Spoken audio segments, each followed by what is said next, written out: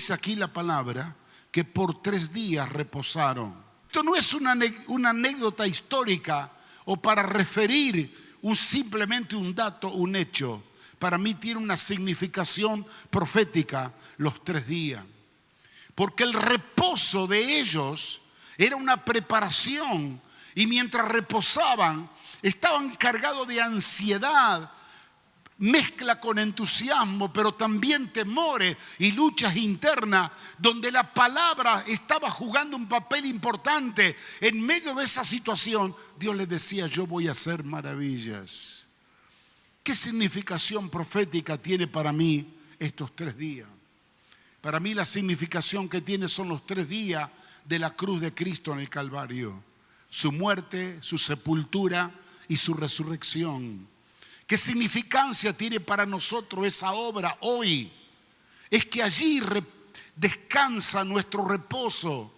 En esa obra de Cristo, en su muerte, cargando los pecados nuestros, llevando toda maldición a la cruz y resucitando para nuestra justificación y para darnos herencia entre los escogidos, estaba marcando que esos 3 días eran los 3 días de nuestro reposo espiritual.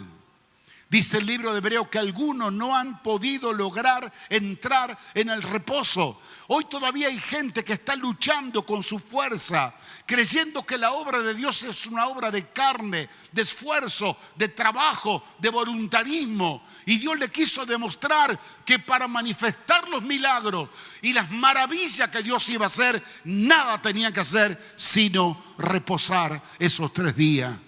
Y yo te digo a ti, mi hermano, si nosotros nos preparamos y nos calzamos el apresto del Evangelio para poder comenzar a vivir las experiencias más gloriosas de las maravillas, vamos a tener que aprender a reposar y a descansar en la obra de Dios. ¿Por qué? Porque en el reposo de la obra de Dios encontramos todo lo que el cristiano, el Hijo de Dios, busca, lo encuentra en esa obra de los 3 días. Quien busca la paz, quien busca el perdón, quien busca la justicia, quien busca la fe, quien busca el poder, la autoridad, el descanso, todo lo va a encontrar en la obra redentora de Cristo. Todo está allí. Tenemos que tener la base fundamental de una experiencia de la vida de Cristo, no solo haberlo conocido a Él, que Él nos tocó, nos bendijo, me caí, me habló, me hizo reír, gozar, llorar, lo acepté. No, entender la revelación del significado que significa la muerte de Jesús, sus 3 días en el sepulcro, su resurrección y todo lo que conlleva esa obra espiritual en el contexto bíblico. Todo lo que tú necesitas está en la obra de Cristo. Eso significa que yo no tengo que obrar porque Él ya obró por mí. Y la obra que Dios va a hacer no es una obra de carne, de sangre o de fuerza. Es la obra de pura gracia que se manifiesta cuando nosotros reposamos. Cuando yo reposo en confianza, Él trabaja. Cuando yo trabajo, Él descansa. La segunda cosa que aparece en el texto, lo mencionaba rápidamente esta mañana, es en el verso 5 que hemos leído antes del eslogan que vamos a usar este año. Aparece una palabra: santificaos. Santificaos porque Jehová hará maravillas entre vosotros mañana. ¿Por qué le pide santificación el Señor? Lo reiteraré que dije también rápidamente el 31. Había una razón muy fundamental de parte de Dios. Y yo aclaraba en este día que no dice la palabra santifícate para que Dios haga maravillas. No. Santifícate porque Dios hará maravillas. Acá hay una diferencia muy grande. Dios había tomado la determinación que en esta epopeya gloriosa, donde su pueblo se iba a coronar con la bendición y la victoria de poseer las promesas de Dios que el Señor le había dado centenares de años atrás a su siervo Abraham. para esta ocasión tan extraordinaria, Dios se determina bajar desde los cielos y manifestarse juntamente con el pueblo, entrar a pelear sus batallas y entrar a cruzar el río con ellos y entrar a la tierra de promisión, echar a sus enemigos y darle la heredad que ellos correspondían. Repito, ¿por qué pide santidad a Dios? Porque Dios es un Dios 3 veces santo. Y dice la palabra, sed santo, porque yo soy santo. Él no puede cohabitar en medio de un pueblo que está rebelde, en medio de un pueblo que no le está haciendo caso a los mandamientos y a los principios de la palabra del Señor. Un pueblo que había manifestado un olvido de los principios de la palabra, a tal punto que una de las cosas más importantes que el pueblo debía tener para mantener su identidad era la circuncisión. El pueblo entró en el desierto y se olvidó de circuncisión y estaba bajo maldición el pueblo. El oprobio de Egipto le había alcanzado. Y ahora Dios quiere venir a cohabitar con ellos y no puede, porque su pueblo no está consagrado y santificado, cosa que luego lo hizo apenas cruzó el Jordán en el valle de ahí de Canaán. Esta palabra que le pide Dios para que luego vean ellos las maravillas de Dios, especialmente para que Dios venga a cohabitar con ellos, tiene un paralelo para nosotros en el Nuevo Testamento, y lo leí esta mañana y me encantaría leerlo con ustedes rápidamente, en el libro de 2 Corintios capítulo 6, cuando el apóstol Pablo lo explica de esta manera muy claramente. Y le dice a los cristianos de Corinto, no te unas en yugo desigual con los incrédulos, porque ¿qué compañerismo tiene la justicia con la injusticia? ¿Y qué comunión la luz con las tinieblas? ¿Qué concordia Cristo con Belial o qué parte el creyente con el incrédulo? ¿Y qué acuerdo hay entre el templo de Dios y el de los ídolos? Porque vosotros sois templo del Dios viviente. Como dijo, y escuche ahora, aquí estaba lo de ayer y lo de hoy. Habitaré y andaré entre ellos. Y yo seré su Dios y ellos serán mi pueblo. Por lo cual, dice Dios, por causa de esta visión y este llamado divino, salid en medio de ellos y apartaos, dice el Señor. No toquéis lo inmundo y yo recibiré. Y seré para vosotros padre y vosotros me seréis hijos e hijas, dice el Señor Todopoderoso. Así que, amados, puesto que tenemos tales promesas, limpiémonos de toda contaminación de carne y de espíritu, perfeccionando la santidad en el temor de Dios. Dios le estaba diciendo al pueblo que se prepare, porque las manifestaciones de las maravillas iban a venir, pero Dios quería descender para ser hacedor de estas maravillas en medio de un pueblo que camine cumpliendo los mandamientos en obediencia y que le crea. Cuando yo recibí esta palabra, me acordé rápidamente de algo que mencionaba en el día de hoy. Usted puede leer muchas veces la palabra, yo haré maravilla entre vosotros mañana, y no deja de ser una cita bíblica, una verdad escritural, donde a veces en el tiempo usted no puede verla manifestada. Pero cuando esta palabra logo escrita comienza a transformarse en un rema espiritual de Dios y entra en nuestro espíritu como una palabra poderosa, comienza a activar esa misma palabra, activarse en nosotros y va creando las condiciones para que nosotros estemos abiertos a ver las maravillas de Dios. Por eso que en esta primera parte tenemos que tener en cuenta la palabra. ¿Cuál es la palabra que se va a hacer el rema de Dios en nosotros? Dice Dios, mañana haré maravillas entre vosotros. Yo esto lo dije el 31 a las 10:30 de la noche. A las pocas horas dejó de ser mañana para ser mi hoy. Y hoy ya no digo mañana hará Dios maravilla entre nosotros. Dios ya empezó a hacer maravilla entre nosotros. Para la gloria de Dios. Después de tener la palabra, lo que tenemos que tener en cuenta, como hemos hablado, es el reposo. ¿Qué es el reposo? Es entender que nada de esto se va a manifestar si no entendemos que todo esto fluye a través de la obra de Cristo. No es que Dios me bendice porque sea bueno, porque cumplí con tales cosas. No es que Dios va a hacer lo que va a hacer porque está encariñado conmigo. Dios nos mira a través de la lente de Jesús y su obra redentora. Y todo lo que el Señor haga lo hará a través de Jesús.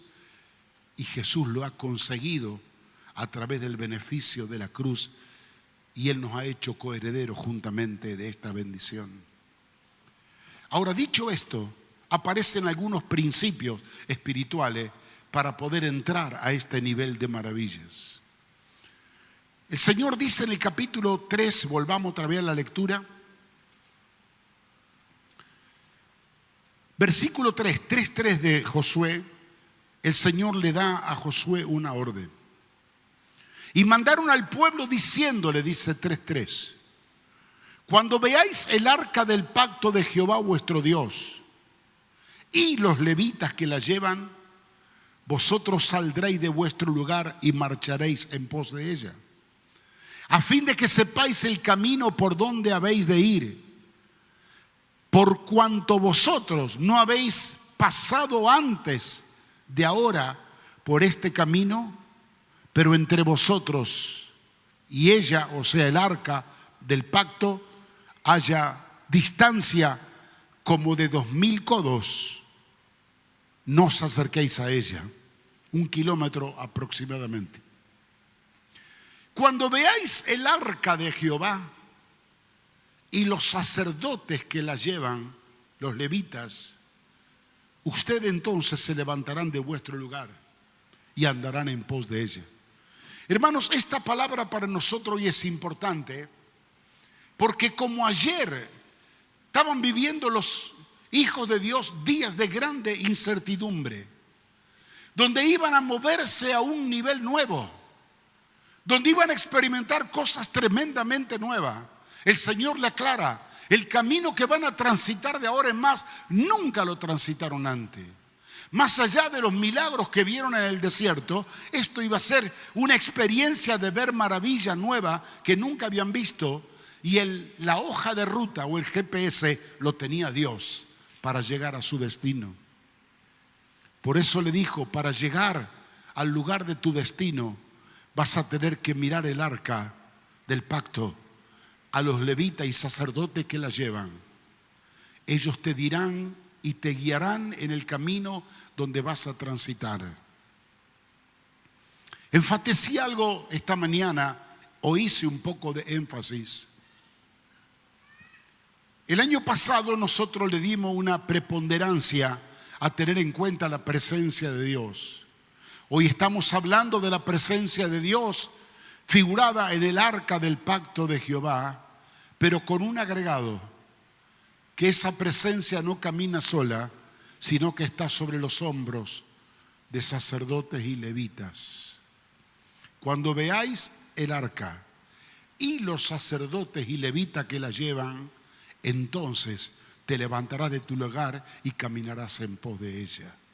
Hoy el llamado de Dios que siento para decirle a la iglesia, mis amados, en este tiempo de grande incertidumbre y de grandes confusiones, hay muchos sacerdotes que hablan, hay muchos levitas que dirigen palabra queriendo direccionar al pueblo, pero sus hombros están vacíos, no están cargando con el arca de Jehová, no están llevando la presencia de Dios.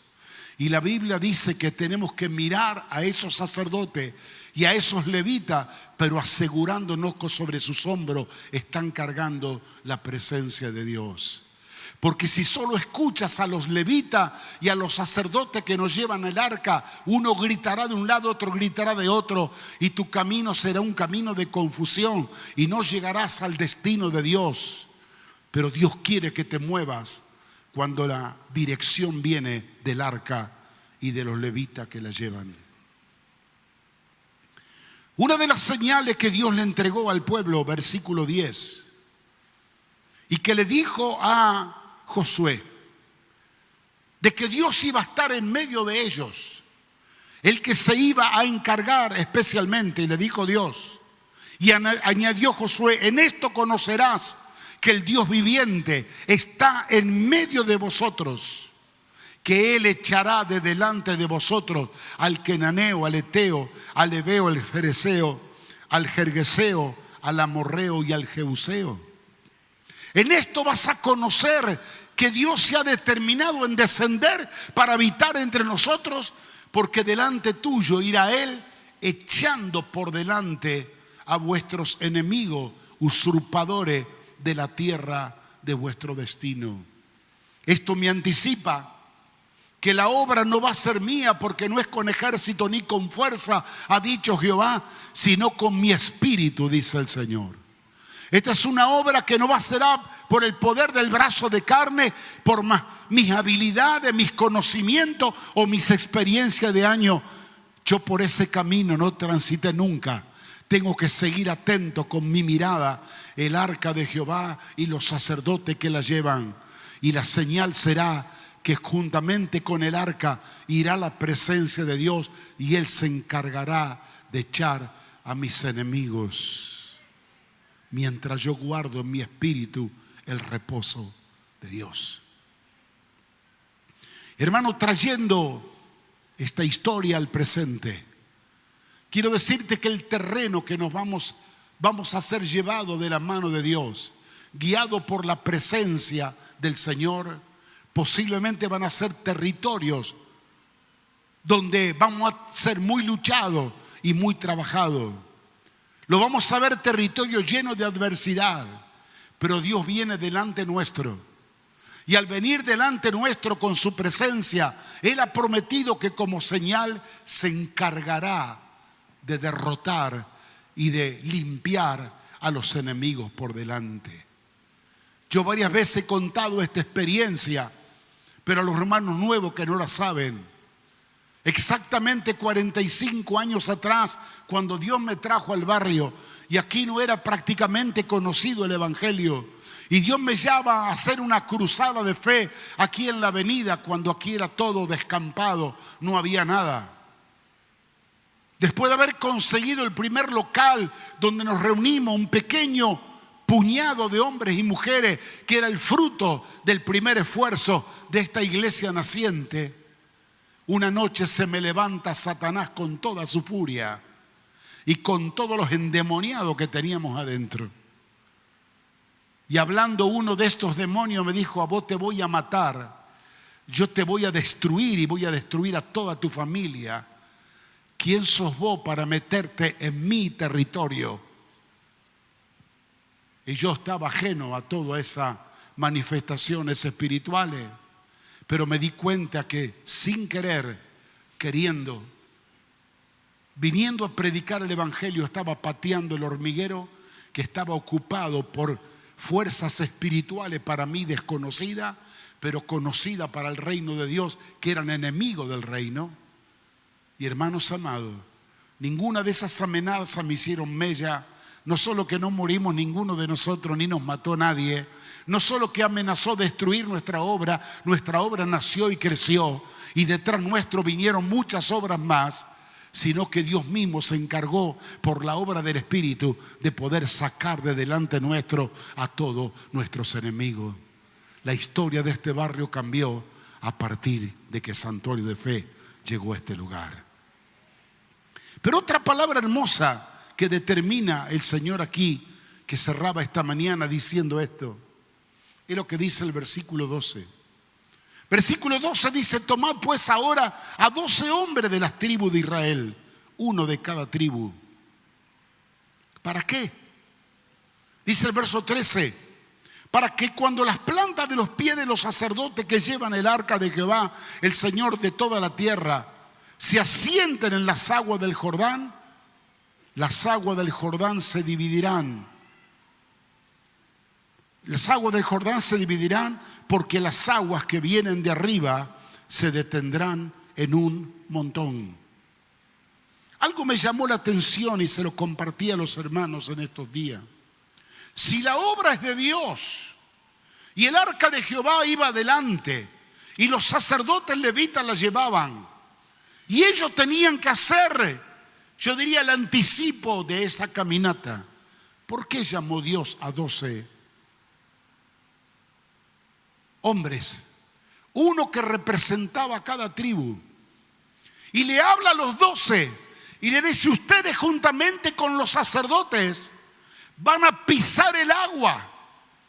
Un agua que no era la del laguito del Parque Independencia, sino que era un agua que venía tempestuosa desde el norte con toda su furia, porque eran los días donde el Jordán se desbordaba en todos sus lados. ¿Y para qué voy a pisar las aguas?, decían algunos de los 12, ¿para mojarme los pies? No. Cuando vos pises las aguas que vienen con furia del norte se detendrán tal vez 2 o 3 kilómetros en un solo montón y el pueblo pasará por tierra seca, porque yo voy a dividir el Jordán como dividí el mar rojo de vuestros padres. Ahora yo le hago la pregunta que le hice a los hermanos esta mañana. Si el río Paraná se vendría con toda su inundación, haciendo desastre, pasando por la ciudad, y Dios te llama y te dice: mira, vente a la orilla del río y pon los pies sobre las aguas, que cuando pise las aguas se van a detener en San Lorenzo, en un montón, y vas a poder ir, Carlos Romero, en la isla tranquilo, sin bote, a bautizar, porque vas a cruzar por tierra seca. ¿Qué pensaría usted? Si yo le digo eso a usted, le digo: vamos, iglesia, al río Paraná a hacer todo ese trabajo. Usted en calle Suipacha me dice: abran la puerta y métanlo adentro a este loco. ¿Por qué llama a los 12? Porque lo que Dios iba a hacer era necesario que participaran cada representante de las tribus. Y los hombres que venían representando las tribus tenían que ser hombres que le creyeran a Dios, gente de fe.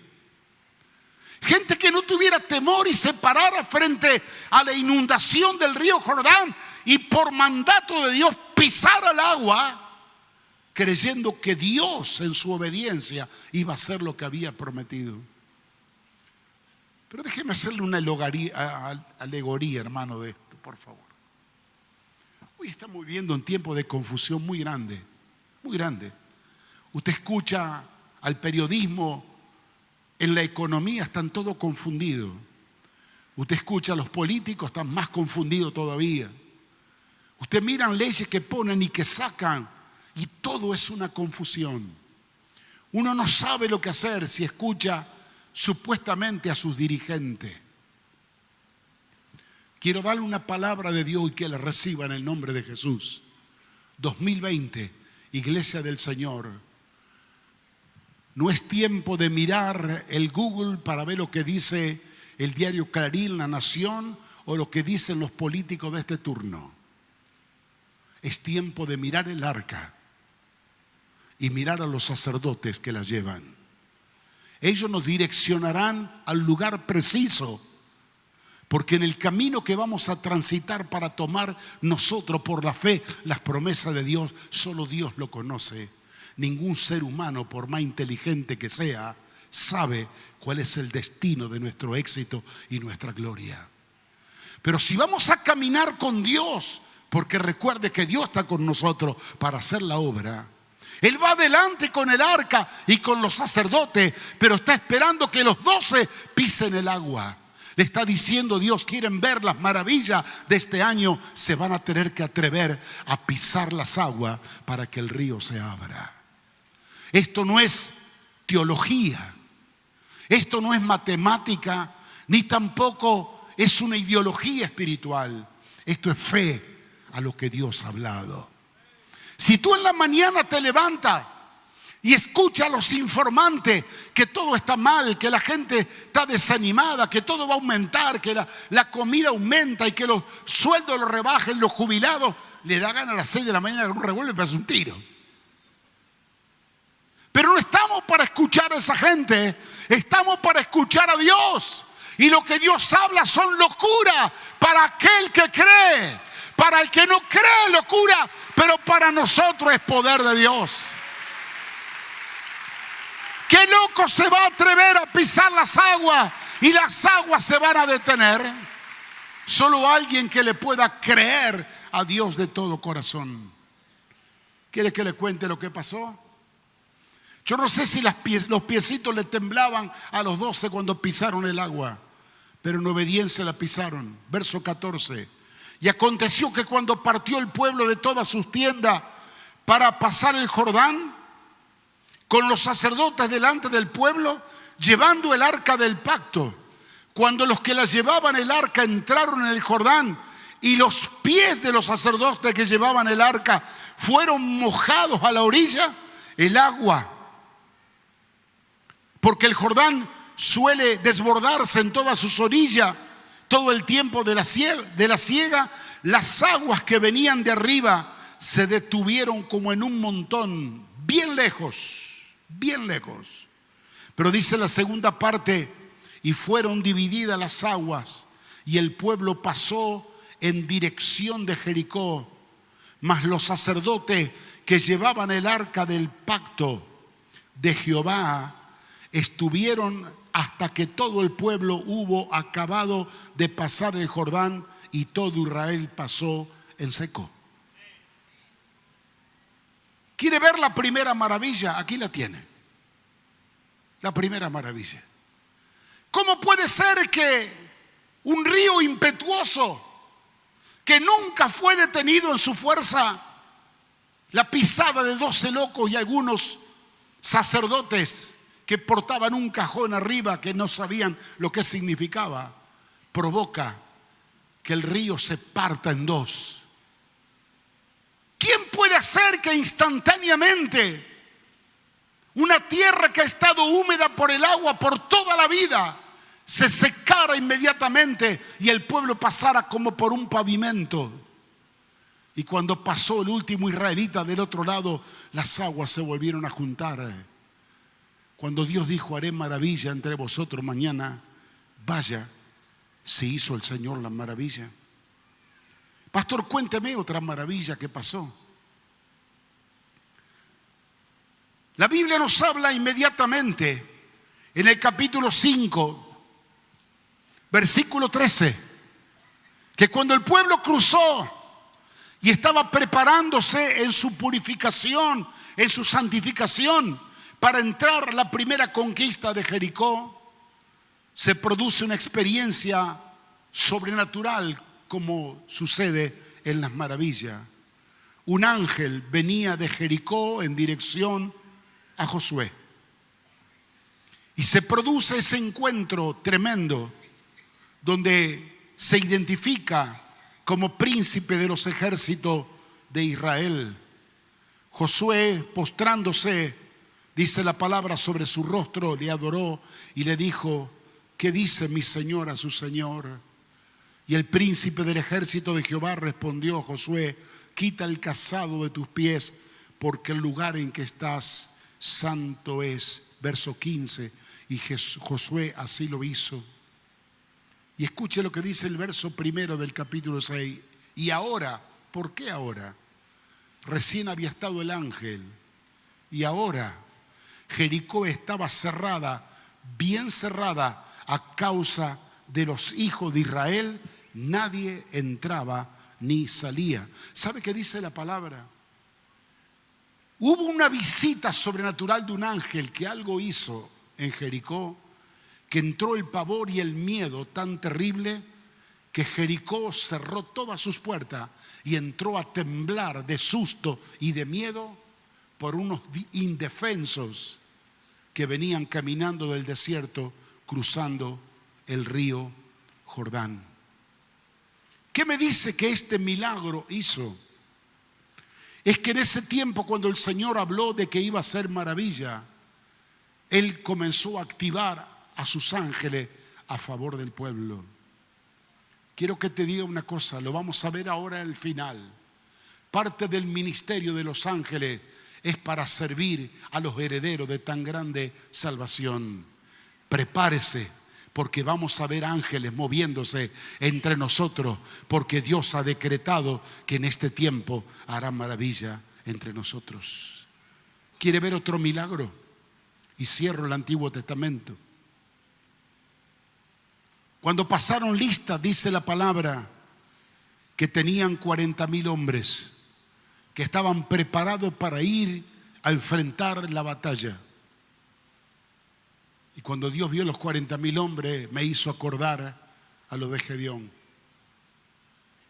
Dijo, no los necesito. Vamos a tomar la ciudad. Yo prometí que voy a hacer maravilla. ¿Y con qué lo va a tomar? ¿Con el arca? ¿Con los sacerdotes que la llevan? Con 7 trompetas. Y van a dar vuelta durante 7 días seguidos. Y el pueblo comenzó a caminar 7 vueltas, no con los 40,000 hombres. Caminaba con los portadores del arca, sacerdotes, los que tocaban trompeta, y marchaban alrededor sin entender, pero en obediencia a la palabra de Dios, dando una vuelta y dando otra. El propio pueblo de Dios no entendía el significado de esto. ¿Cómo puede ser que Dios no utiliza a los guerreros 40,000 que tenemos y está dando vuelta con trompeta y con el arca alrededor de la ciudad, que estaba totalmente amurallada por ese enorme muro?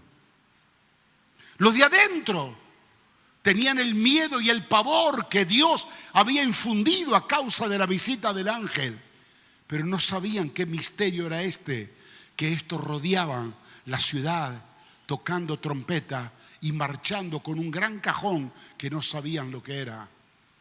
Pero cada vuelta Dios iba estableciendo sus principios espirituales antes de la conquista.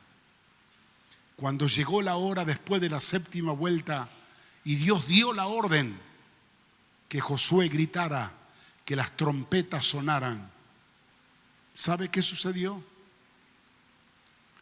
La mayor obra arquitectónica y de ingeniería, que era el gran muro que rodeaba a Jericó, un muro impenetrable, un muro indestructible, un muro que podían correr hasta 3 y 4 carros romanos de caballo arriba del muro, que nadie tenía la osadía de golpear algo para poder destruirlo. Ante el grito de Josué y las trompetas que sonaron y el arca que lo rodeó en obediencia a la palabra, el muro se desplomó. Dios había dicho, yo haré maravillas entre vosotros mañana. Los soldados no mojaron ni ensuciaron la espada ni los escudos. Salieron caminando hacia adelante a tomar por posesión lo que Dios le había preparado. ¿Por qué? Repito, no es con ejército ni con fuerza, es con mi espíritu, porque yo haré entre vosotros maravillas mañana. Mis hermanos amados, mientras nosotros nos preparamos para ver las maravillas, que yo le aseguro que estoy esperando, que se van a manifestar en cada uno de nuestros ámbitos, no tenemos que olvidarnos de estas cosas que mencionamos al principio. Número 1, permitir y creer que la palabra de Dios no es meramente un logo escrito, es un rema viviente, porque mis palabras son espíritu y son vida. Y si Dios dice, yo haré maravillas entre vosotros mañana, su palabra es sí, amén. Yo voy a ver esas maravillas mañana. Segundo, Si vamos a prepararnos para ver las maravillas de Dios, no tenemos que apartarnos de los días de reposo en el simbolismo de los 3 días. No salir afuera del marco de identidad de la muerte y resurrección de Cristo. No existe nada poderoso, sobrenatural y maravilloso fuera del contexto de la obra redentora de Cristo. Todo lo que veamos, todo lo que logremos, todo lo que alcancemos estará marcado en la obra de Cristo. Y para entender la obra de Cristo tenemos que aprender por fe a descansar en esta obra y ser enriquecidos por la revelación de su palabra. Tercero, si vamos a prepararnos para ver las maravillas de Dios, vamos a tener que santificarnos en serio.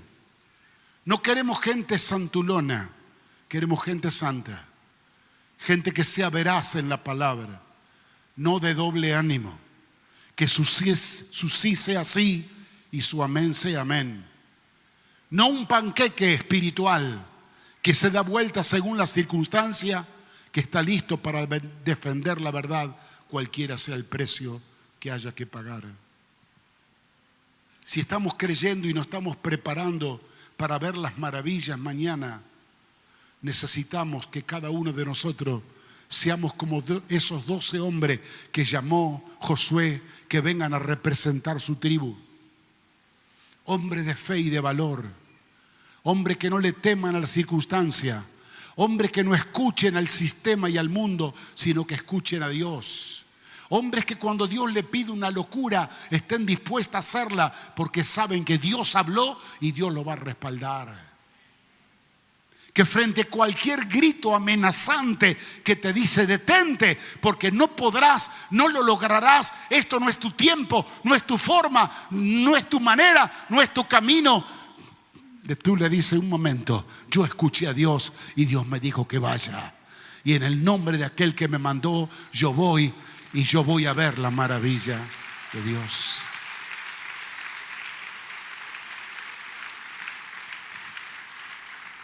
Pastor, por favor, muéstreme alguno de los milagros o maravillas que Dios va a hacer en este tiempo. Yo lo contextualizo en un solo punto y ahora lo vamos a mirar para que simplemente usted abra el camino de esta expedición y comience usted mismo a indagar en Dios. ¿Cuáles son las maravillas que pensamos ver hoy? Hubo un tiempo en el comienzo de la iglesia, cuando le llamamos la iglesia primitiva, ¿se acuerda? Que es la herencia que tenemos de nuestros padres. ¿Cómo nació la iglesia primitiva? Nació en medio de maravillas. Esa iglesia nace cuando había 120 hombres temerosos, llenos de miedo, llenos de incredulidad, derrotados, porque vieron que su maestro había muerto. Ni ellos creían en la resurrección de Jesús. Aunque algunos decían que había aparecido a algunos de los discípulos, pero muchos no creían. Una orden de Dios vino y les dijo que se queden y no se muevan de Jerusalén, porque algo iba a pasar. Una maravilla iba a suceder. No sabían cómo ni de qué manera. Le dijo: el Señor vendrá, el Espíritu Santo que le he prometido. Y no sabían de qué modo ni de qué manera. No sabía si iba a golpear la puerta donde estaban reunidos y se iban a presentar y con credencial y le iba a decir: yo soy el Señor Espíritu Santo. Así que estaban los 120 reunidos. Más miedo que fe tenían, porque dice que le tenían temor a los judíos. Pero de repente un trueno sacudió, porque Dios había prometido hacer maravillas. Un terremoto sacudió la casa donde estaban reunidos, en aquel altillo del aposento alto, cuando de repente un viento recio que sopló como de una gran tormenta dentro de la casa, los cielos se abrieron y cayeron lenguas de fuego desde el cielo. Esas lenguas entraron en la cabeza de cada uno de los 120 y algo pasó.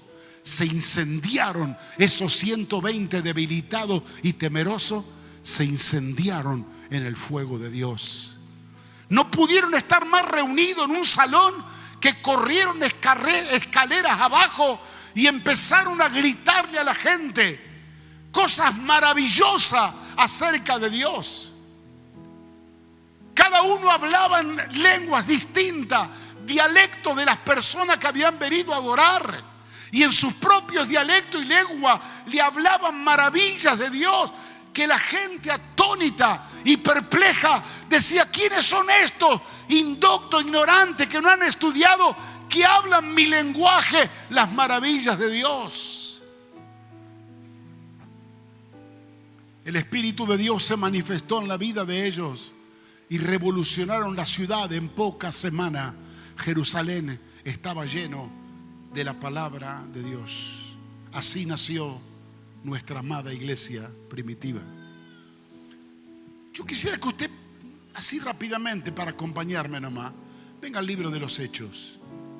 Simplemente como un ejercicio, que lo que digo es verdad, y usted se vaya compenetrando un poquito de lo que pasó en esos días con nuestros hermanos. La gloria de Dios trajo una conmoción tan grande. Cuando solamente estaban convertidos algunos judíos por llamado directamente del Señor, al otro día, ante la predicación genuina de un hombre llamado Pedro, un discípulo que le había fallado al Señor, le había mentido, ungido por esta palabra, ante su palabra se convierten 3.000 personas en un solo día. El pueblo de Dios comenzó a agruparse y entre ellos se manifestaba la gloria de Dios. Capítulo 3 nos cuenta cómo de repente 2 hombres que iban a practicar la oración en el templo se encuentran con un paralítico de 40 años que nunca caminó, y ante la palabra y la administración de ellos, el paralítico se levantó, glorificó a Dios y trajo tanta conmoción a la ciudad que el pueblo entero fue sacudido por este gran milagro.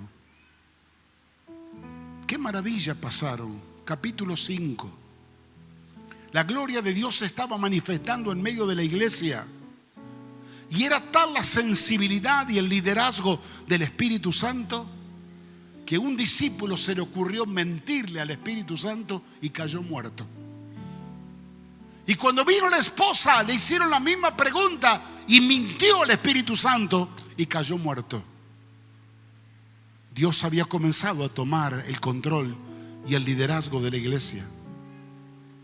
En el mismo capítulo 5, al final, después del versículo 12, dice que por mano de los apóstoles se producían tantas maravillas y tantos milagros que no daban abasto. No pudieron más imponer mano porque las multitudes los seguían para ser sanados. ¿Sabe qué hacían? Le ponían todos los enfermos en la calle y le decían a Pedro: solamente pasá, porque tu sombra será suficiente para que nos sane. Despertando un espíritu de fe en la gente y de confianza, que ya no querían ni palabra ni imposición de mano, solo querían la sombra. Capítulo 12, salto. Pedro está encarcelado. Pedro encarcelado. Allí adentro de la cárcel, la activación de los ángeles prometidos. Aparece un ángel y le abre las puertas de la cárcel y es liberado. ¿Quién le abrió las puertas? ¿Qué cuña política lo hizo salir afuera a Pedro? Nadie. Estaba destinado a morir al día siguiente. Y teniendo tantos guardiacárceles que lo cuidaban, un ángel, por esa intervención sobrenatural de Dios, le abrió la puerta de la cárcel para que él quedara libre. Capítulo 8 y capítulo 9.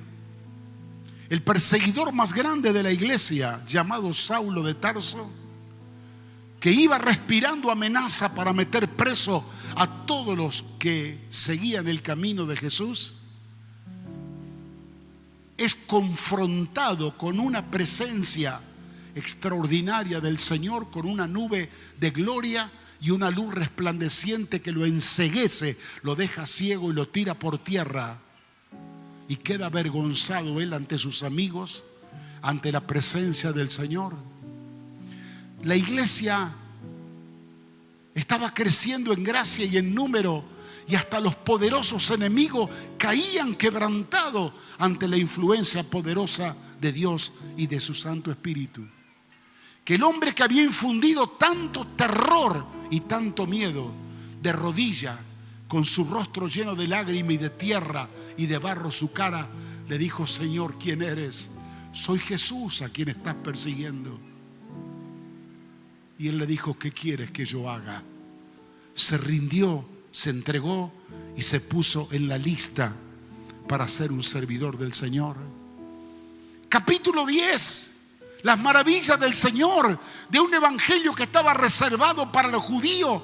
Ahora Dios le habla a Pedro, el más rancio de todos los religiosos judíos, y le dijo: vas a ir a la casa de Cornelio, un hombre que no era judío, un gentil, pagano, que él está recibiendo visitaciones del Señor, y le vas a predicar el evangelio. Y de una manera extraordinaria, con señales y prodigios, Pedro le va a predicar con mucho miedo, porque él no creía que el evangelio era para los gentiles. Toda la casa de Cornelio se entrega y todos son llenos del Espíritu Santo. Maravillas, maravillas. ¿Se recuerdan en los pasajes siguientes, cuando el ministerio de Pablo y de Pedro produjeron no solamente milagros extraordinarios? Aparece la resurrección de Dorcas, esta muchacha tan servicial en el ministerio de la iglesia. Y para no avanzar mucho, porque estamos paseando por todo el libro de los Hechos de los Apóstoles, encontramos a Pablo, ya apóstol, navegando hacia Roma, porque él había apelado al César y Dios le había dado libertad para que le predique al César. Y una gran tormenta se le levanta en el camino. Se destruye el barco. Tienen que tirar todo por afuera. Y Pablo le dice: no tengan temor, porque un ángel del Señor me visitó anoche y me dijo que ninguna pérdida sufriremos, solamente la nave y de la mercadería, pero no se perderá ninguna vida. Y no solamente que todos fueron salvados, llegaron a la isla, y en la isla que quedaron abordados, que uno llegó nadando, otro en tabla, en ese lugar la gloria de Dios se manifestó.